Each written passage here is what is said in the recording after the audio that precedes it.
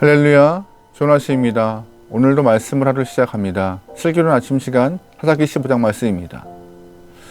우리가 살다 보면은요, 내가 노력하지 않아도 일이 잘 풀려서 좋은 결과를 얻을 때가 있어요.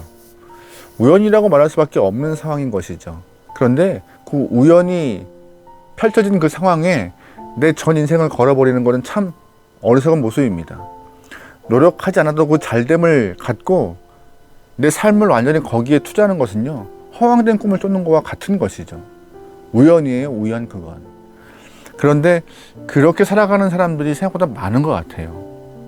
여러분 혹시 수주대토라는 말 아세요? 수주대토. 중국 송나라에 한 농부가 자기 논 옆에 큰 나무가 있었다고 합니다. 그런데 어느 날 토끼가 지나가다가 그 나무에 부딪혀 죽는 모습 보고 내가 굳이 이렇게 힘들게 농사를 지을 필요가 있어? 지나가는 토끼가 나무에 부딪혀 죽으면 내가 저거 사서 가죽을 팔고 고기를 팔면 될 것 같은데? 라고 생각하여서 농사 짓지 않고 나무만 쳐다보고 있던 상황이 발생한 것이죠. 그 우연히 발생한 일 때문에 자기 생업을 다 포기하고 그 우연에 목숨을 걸고 있는 어리석은 농부의 모습, 그래서 수주대토라는 말이 있다고 합니다. 신앙인들도 이런 모습이 있어요. 잘못된 패턴을 갖고 자기 삶을 이끌어가는 영혼들, 어리석은 모습이죠. 내가 어떠한 길을 가든 내가 잘못된 삶을 살고 잘못된 길을 가고 엉뚱한 일을 해도 하나님은 악을 선으로 바꾸어서 선한 길로 나를 이끌어 가실 거야, 내 삶을 결국 좋은 길로 이끌어 가실 거야 라고 생각하는 그런 못된 모습의 신앙인들이 존재합니다. 분명 하나님 일하세요. 분명 하나님은 우리의 삶을 이끌어가는 분이시고 우리에게 은혜 허락하신 분이십니다. 하지만 내가 잘못 살아도 엉뚱한 길을 걸어가도 선한 길로 반드시 이끄시는 분이 아니에요. 하나님은 만약 정말 만약 내가 잘못 살아도 좋은 결과를 얻게 되었다면, 정상적인 신앙인이라면 하나님, 내가 이렇게 살았음에도 내 길을 인도하신 주님께 감사합니다, 반성하고 돌이켜 이전과 같지 않은 삶을 하겠다고 고백하는 것이 정신 똑바로 박힌 신앙인이죠. 어라? 내가 이렇게 살아도 계속 잘 되네? 하나님이 이끌어 가시네? 그러면 굳이 내가 바꿀 필요가 없네? 그냥 살아야겠네? 라고 생각하면 진짜 어리석은 신앙인인 것입니다. 안타깝게도 오늘 본문에 있는 삼손이 그런 어리석은 모습을 좀 보이는 것 같습니다. 여러분 잘 기억하세요. 모든 하나님의 일은요, 결과만 좋으면 되는 것이 아닙니다. 시작과 동기, 과정 다 옳아야 아름다운 것입니다. 그게 하나님의 온전한 모습을 드러내는 것이고 하나님의 은혜를 잘 누릴 수 있는 길인 것이에요. 일을 시작하기 위한 동기와 일을 시작하는 모습과 일을 시작하는 과정과 또한 그 마무리가 아름다워야 하는 것이 성도의 모습인 것이죠. 근데 안타까운 것은 삼손은 그런 모습이 없었어요. 어제 우리가 보았던 말씀 보면은요, 삼손이 블레셋 여인을 사랑하여서 그 여인과 결혼합니다. 그런데 자신의 결혼식에서 수수께끼를 내는 과정 가운데 블레셋 사람들이 자기 부인을 통하여서 답을 얻게 되고 수수께끼를 마치는 일이 발생해요. 삼손에게는 치욕스러운 일이었어요. 근데 그 치욕스러움을 못 이겨서 블레셋 사람 30명을 죽이는 그런 무서운 일이 발생해요. 14장 19절 말씀입니다. 여호와의 영이 삼손에게 갑자기 임하시매 삼손이 아스글론에 내려가서 그곳 사람 30명을 쳐 죽이고 노력하여 숫 깊은 자들에게 옷을 주며 심히 노하여 그의 아버지의 집으로 올라갔고 삼손의 아내는 삼손의 친구였던 그 친구에게 준바되었더라. 아멘. 무슨 말이에요? 수수께끼를 푼 30명을 그냥 죽인 거예요. 이유가 없어요. 하나님이 허락하신 사사의 임무를 잘 감당하기 위해서 그 사람들을 죽인 것도 아니고 이 30명이 이스라엘 사람들을 괴롭히고 압제했던 것도 아니에요. 그런데 삼손은 내가 내었던 수수께끼를 풀었다고 그냥 그 이유 때문에 죽인 것이죠. 혹시 결과적으로 본다면 이스라엘을 압제했던 블레셋 30명 죽인 것 잘한 거 아닌가? 라고 해석하시는 분도 있을 수도 있습니다. 하지만 시작, 즉 동기가 옳지 않다는 것이었어요. 하나님이 삼손에게 명하셨고 하나님의 그 일을 감당하기 위해서 30명을 해결하는 것이 아니라 내가 내었던 수수께끼를 풀어가지고 거기에 화가 나 30명을 이유 없이 죽였던 그 모습이 옳지 않다고 말씀드리는 것입니다. 삼손이 이방 여인을 보고 딥나로 내려가 블레셋 여인과 결혼한 것, 그것부터 잘못되어서 이렇게 일이 지금 진행되고 있는 것이에요. 그렇다면 삼손은 자신의 잘못을 뉘우치고 돌이킴이 있어야 되는 것이에요.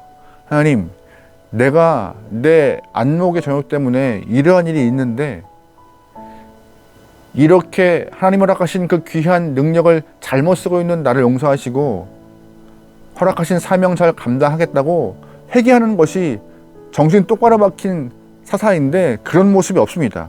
뉘우치지 않아요. 오히려 잠깐 시간을 가졌다가 다시금 블레셋 땅으로 내려가서 자신의 부인을 맞으려고 합니다.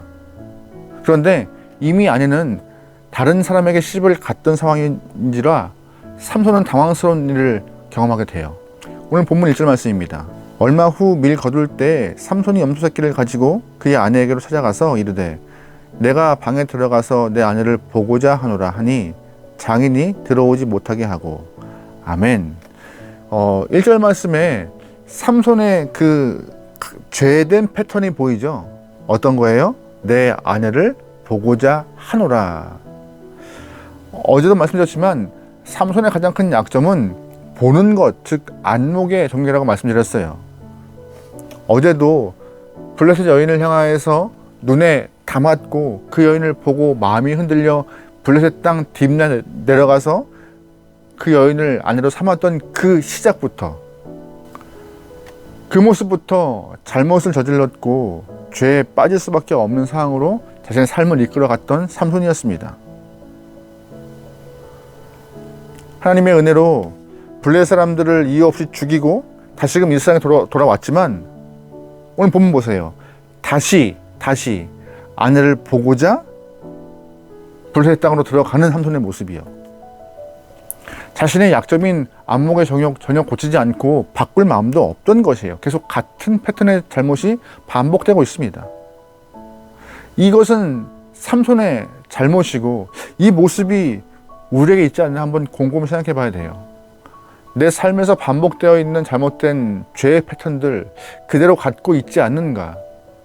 누구보다 잘 알고 있는 내가 나를 바라볼 때 죄가 일어나는 그런 잘못된 패턴 계속 유지하고 있지 않는가? 우리는 이 모습 보면서 어제의 말씀을 연장하지만 약점과 잘못들을 제거하고 하나님의 뜻으로 무장할 수 있는 성도들이 소망합니다. 삼손은 장인에게 내 아내를 보겠다고 이렇게 말합니다.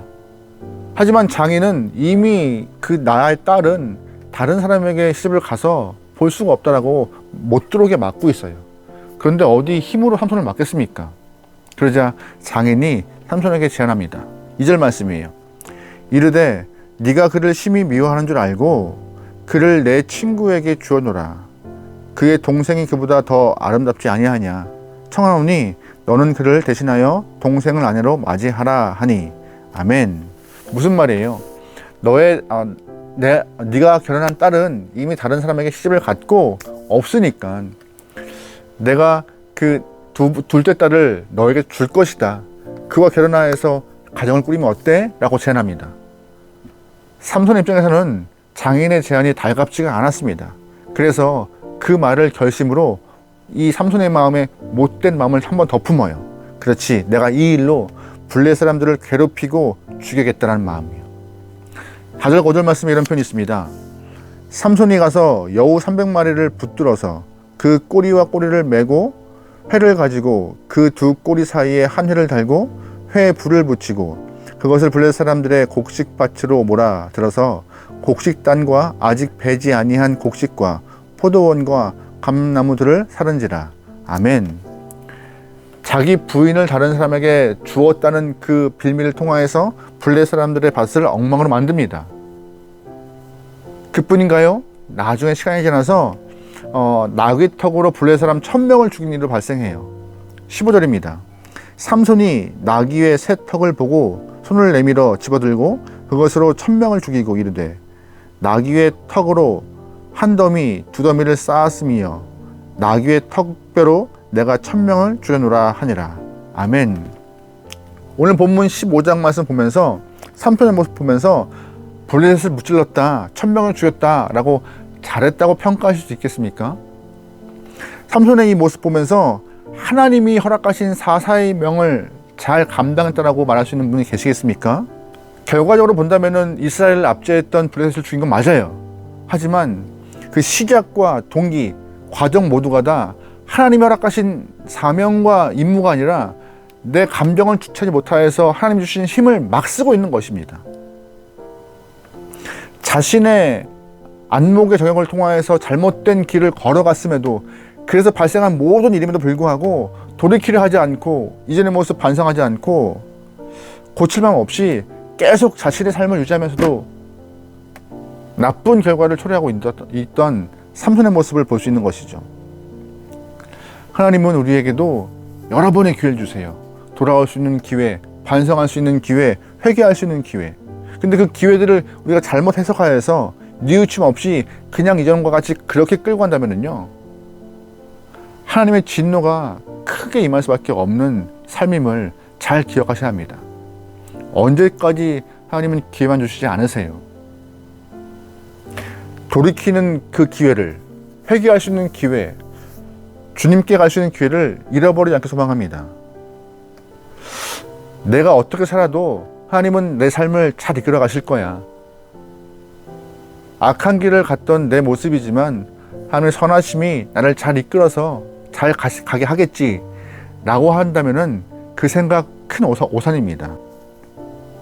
삼손의 이야기가 한 장도 남았지만 평생 사사로 지목되어서 기름 부음 받았던 삼손, 반성과 돌이킴이 없던 그 삼손의 마지막 모습은 그냥 비극이었어요. 돌아올 수 있는 기회 많았고 반성할 수 있는 기회 많았고 하지만 그 반성과 돌이킬 수 있는 길을 다 차버리자 결국 그의 모습은 비극이었습니다. 여러분은 그런 삶의 모습으로 인생을 마무리하지 않기 소망합니다. 하나님은 시작과 그 과정 끝까지 선함을 잃지 않게 원하고 계세요.